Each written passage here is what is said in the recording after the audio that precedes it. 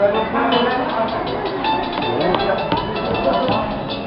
mga puno'y sira na, ang mga ilog may basura na, pero ayos lang, basta tayo sama-sama.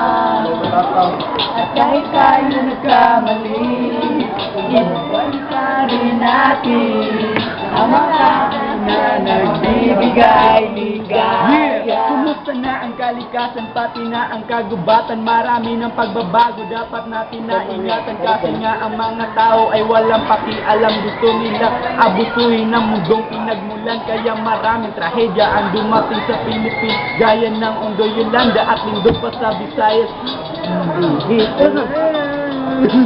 Tayo'y magkasama, mga puno'y sira na, ang mga ilog may basura na, pero ayos lang, basta tayo'y sama-sama.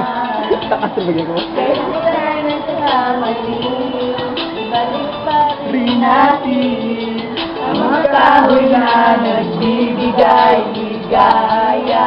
Isang araw, maaaring magiba ang kalikasan, dahil inaabuso natin ang likas na yaman. May pag-asa sa bawat buhay na tao, mundo kailangan lang alagaan ang bawat buhay na puno, kasi sila ang nagbigay ng kulay sa ating mundo, ng balanse sa bawat buhay na organismo. Ang saya na kapag malinis ang kapaligiran, walang sakit na magdudulot sa ating kabataan. Dapat alagaan ang ating kalikasan, dahil sila nagbigay ng kinabukasan. Tapos ating malin mga puno natin, masarap kasi ang prutas na ating kakainin. Salamat sa lupon, kasi ang paborito kong isda.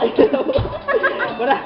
Mga puno'y sira, mga ilog may basura na, pero ayos lang, basta tayo'y sama-sama. Kahit tayo nagkamali, ibalik pa rin natin ang mga kahoy na nagbibigay ligaya. Balik ko!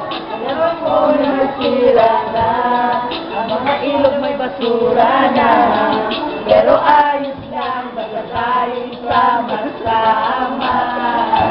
At kahit tayo nagkasama rin, ibalik pa rin natin.